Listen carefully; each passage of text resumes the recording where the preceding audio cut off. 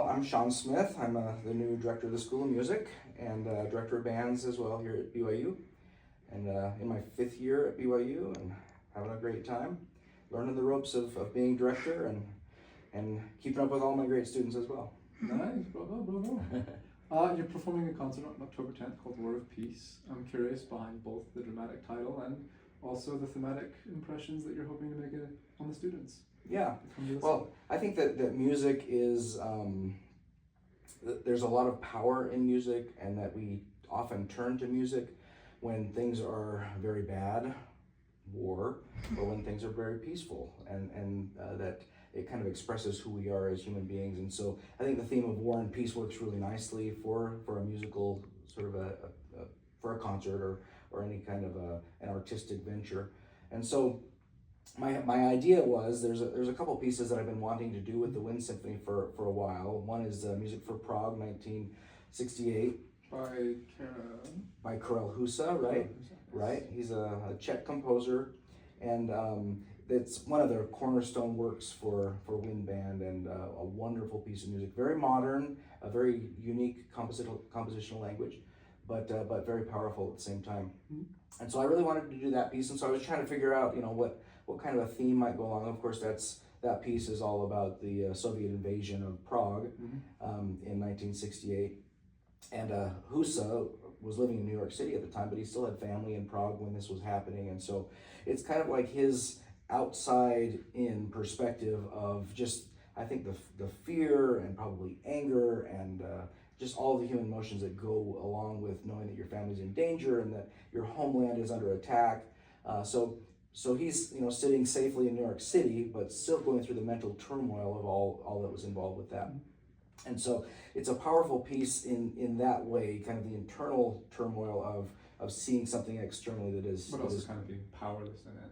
Right, and having no power. And so he expresses that all through the music, which I think is a really powerful thing. Yeah, spectacular work. Absolutely. So I had that piece, and then I was thinking, well, it's certainly based on war, and so the idea of war and peace, I love the contrasts of that. I think it makes for a really nice program, because then we can have a real variety of music that is full of turmoil, and then also music that is full of peace. So I like kind of interplaying those. Yeah, with you bringing Gustav's whole planets into that with Mars and Venus, the contrast between those first two was just absolutely. So you plan on performing Venus, or am I spoiling that for? We are. We actually are. So when I came up with the theme War and Peace, one of the first things I thought, how do I start a concert like this?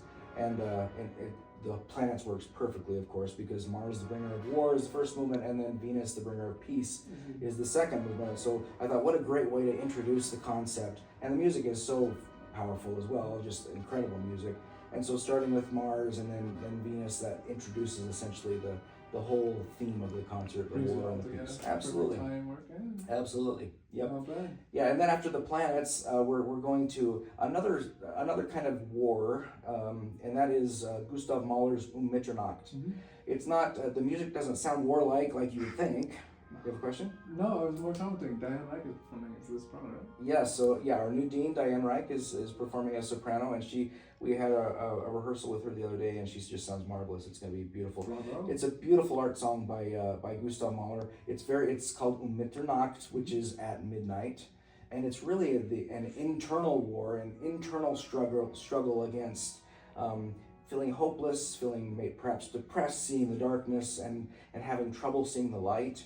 And so very different from Prague or from some of our other, or Mars, for example, which is kind of outwardly, aggressively warlike. This is more an internal struggle of like war. a daily war. Absolutely, and it's something we all go through, right? Yeah. I mean, we all have those days where it just feels like, wow, when is the light going to come back into my life?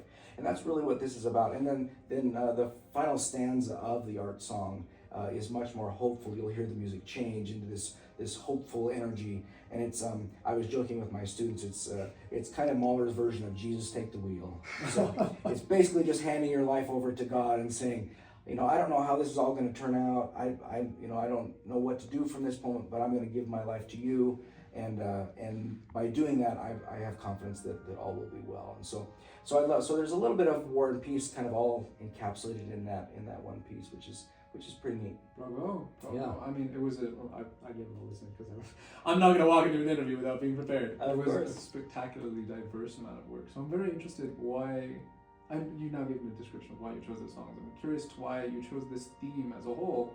A strenuous time for a lot of people and a lot of folk. Do you kind of hope to comfort them in that way, provide a form of solace? That's certainly my hope. I think that really one of the reasons that I'm involved in music is because of the human aspect, the things that we feel, and music offers us a kind of a safe way, I think, in some ways to feel things and to produce or to maybe mirror human emotion. And also to connect with that emotion across Absolutely. categories. Absolutely. Most of the time people privatize their emotions, and Right. music is the way to just be like, no, I actually get the experience that you just went through. Absolutely, yeah, and so it becomes a very personal thing for them. In fact, I will talk to the audience about the theme of our concert before we play, and just invite them, because some of our music has, as I said, a very modern kind of modern compositional language. In fact, Karel Husa says that music cannot always be roses. And this particular piece is not roses. It's not meant to be a pretty piece of music. It's meant to be kind of fighting against oppression and It's kind of brash and brutalistic. it is, absolutely, because that's what he was feeling. As those tanks rolled into Prague, you can only imagine how helpless he felt, and so that was the way he was going to express, his feelings at the time. So I think that we all, we don't all deal with tanks, of course, and one of our pieces is the firebombing of Dresden, and that's excruciating. The final movement of that is just will rip your heart out. It's really powerful music, and so most of us hopefully won't have to deal with that kind of personal connection. But we all deal with war in our own way. Sometimes it's interpersonal. Sometimes it's with the external forces in our life. Sometimes it's with observing even historical precedents. Absolutely. That impact us throughout the modern era. Absolutely. And there's certainly a lot going on in our world right now with violence and with anger and with hate, and so all of that, we're all wrapped up in that all of the time. And so I think trying to express some of those feelings through music, which is a safe space. It's a place for all of us to kind of feel those things together in a safe way. But then also the contrast of peace, I think, which is ultimately our goal, is that we can get to a place where we have peace, perhaps even in the middle of chaos, that we can find a way to find the light that Mahler was looking for in his stanzas, or to find the light in ourselves when we're struggling with anything. I mean, as BYU, we are Christ-centered institute. Of course, absolutely. And Christ being the bringer of peace, I suppose, is a very fitting description for that. Absolutely, absolutely. Yeah, and speaking of that, there's something that we're going to do kind of special at the end of the concert that I won't spoil right here. You'll have to come, but it's going to be a really nice way to end our concert. It was actually something that just came to me in the last week. Oh, wow. Where it's not going to be in the program, but it'll be kind of a special thing at the end. Brand new realization. That's right. Stay tuned. Come to the concert. Buy your tickets now. Hopefully this does serve as an advertisement. That's right.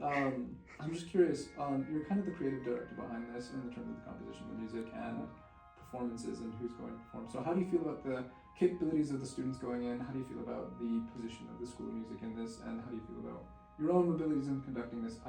Putting together a program like this, first of all, I have to think about my students. So I'm a teacher at heart. Okay, I'm a conductor, I'm a musician, and I believe vehemently in what we do. But ultimately, I'm a teacher at heart, and so I want to make sure that the kinds of musical experiences that my students have are meaningful, that they're challenging, that I'm taking them somewhere perhaps that they haven't been before, expressively, musically, personally. And so as I put together a program, especially a program like this, that's kind of where my thought process is going. Is it music? It's a challenging program. It's a large program. It's a difficult program. And so I want to make sure that my students can be successful with it. Now, one of the great benefits I have being here and being the conductor of the BYU Wind Symphony is that we have absolutely fantastic students, the top students in the School of Music. And so there really isn't much that I could put in front of them that they can't handle, at least from a technical kind of a musical standpoint. And then it's just a matter of practicing and trying to, even more important than that, trying to get them connected to the music so that the experience is more real, right? And so it's not just us playing some notes or just us playing a concert that we hope everyone likes, but that they connect with it in some way. So what was your approach to trying to connect people to the music? I'm curious. I think, certainly in rehearsal we've talked about some of these things. there's particular places in Music for Prague, for example, that he's actually portraying some things of some searchlights, looking for people that are trying to escape, and a place where the voice of the people is rising up, kind of in up against the Soviets that are trying to take over their land. And so there's just, and then trying to, again, like I said earlier, trying to connect my students with whatever struggles they might be having in their life, whatever war they're engaged in, that they can express that in some way. And then hopefully find the peace, find the light that we teach, certainly the light of Christ here at BYU, and the light that happens as we embrace more of the peaceful aspects. Even this theme that you've devised extends not only just into the audience, hopefully, but also into the practice and rehearsing of the students that are Oh, without question. Yeah, without question. And that's one of the, I've had the pleasure of conducting professional orchestras, professional bands, but I always go back to, in fact, I usually tell my students, it's good to be back with you. And that's because we have the luxury of time that professionals generally don't. If I do a professional concert, I get maybe 2 rehearsals in a concert, 2 rehearsals, dress rehearsal, concert, something like that. Whereas, here with our concert, typically we might have 6 to 8 rehearsals. And so it actually gives me some time that we can engage with the music in a more personal way and talk about some of those things that will connect the students to it. And ultimately, that's the importance of what I do. That's why I say I'm a teacher at heart. The importance of what I do is that it's not just about producing great concerts, which of course we want to do, but it's about creating something in the students, some kind of experience, not just for the audience, but for the students sitting in the ensemble as well. And for myself, that's why I do this. So yeah, bravo. I mean, I'm fascinated to see just how exciting this concert will be. Yeah. So I hope to feel. I know I will. I gave them a listen, and the songs were spectacular, yes. And I'm sure the performers will be spectacular as well. On the audience front, what would you recommend for people to be as engaged and historically understanding of music as a whole, and as how these songs kind of fit into the emotional standpoints of the creators and artists behind them? Yeah, I think so. There's a number of ways to listen to a concert. And this is something I'm going to tell the audience because of the musical language that is involved in some of these pieces.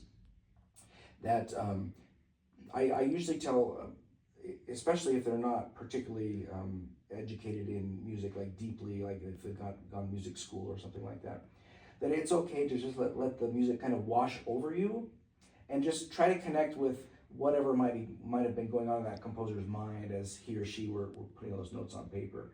And just try to connect with the emotional experience, because sometimes people, if they hear things that don't sound quite like normal, or like that note seems out of place, which certainly happens in much of our music. Especially older pieces. Absolutely. Oh no, it's not my Taylor Swift song. Absolutely, yeah, it's a very different kind of music. And so sometimes people get really caught up in that sounds strange or that sounds different to my ear. And because of that, they miss out on the emotional connection that can happen. So a lot of times I'll just tell audience members, just let the music wash over you and try to put your place, like pretend that you're sitting in your apartment, in New York City.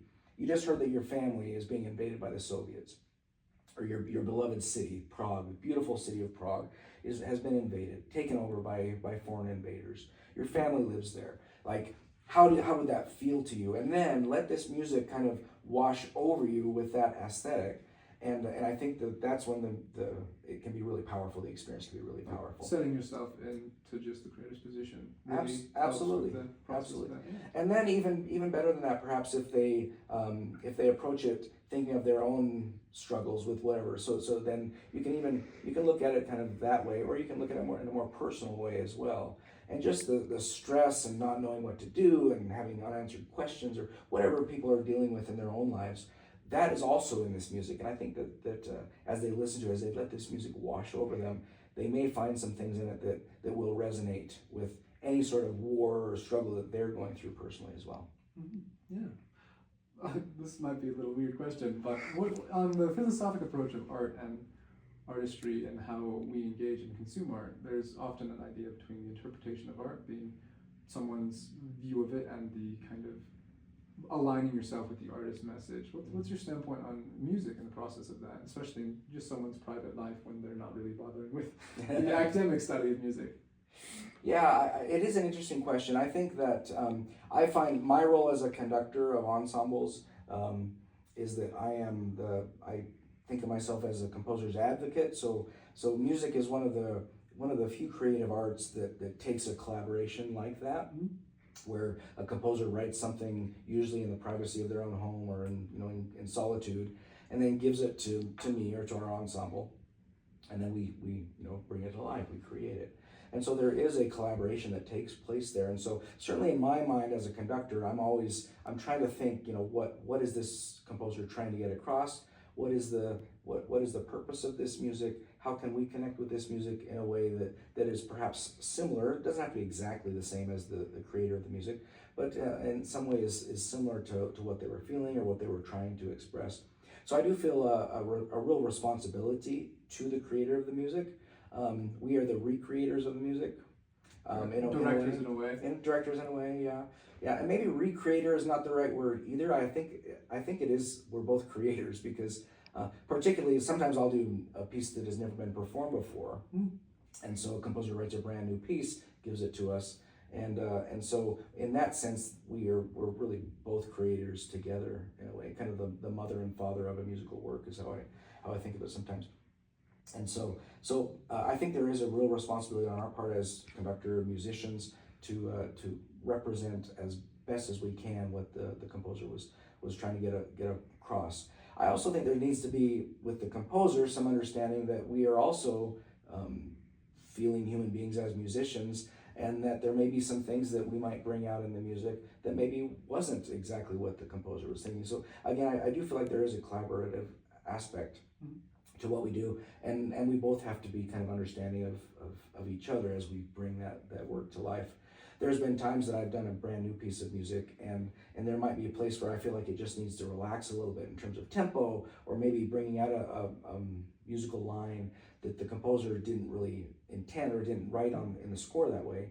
But I've had the experience where a composer has said, I really like that, I really like it, please keep doing that, and they might even change their score because they like something that they have heard. In a way, it is really like filmmaking when an actor improvises. I think it is. Absolutely. That is perfect. Yeah, exactly. Yeah, you write dialogue and then you leave it to the actor to interpret it in some way, and yeah, the writer might have some concept, but perhaps the actor has a little bit different bend on it. So yeah, I think it is very much the same artistic process. Beautiful work. I mean, it's a fabulous, I hope.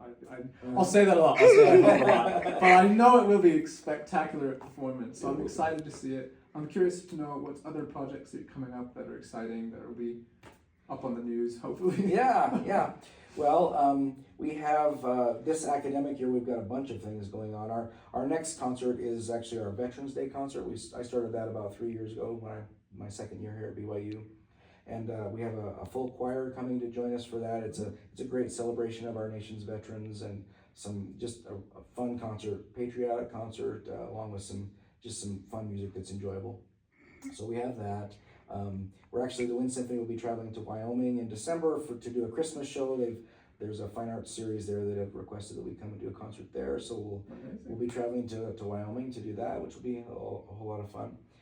And then next semester, I'm really excited about April. Our final concert is going to be a festival of Brazilian music, because the Wind Symphony will be touring Brazil on a concert tour next April, May.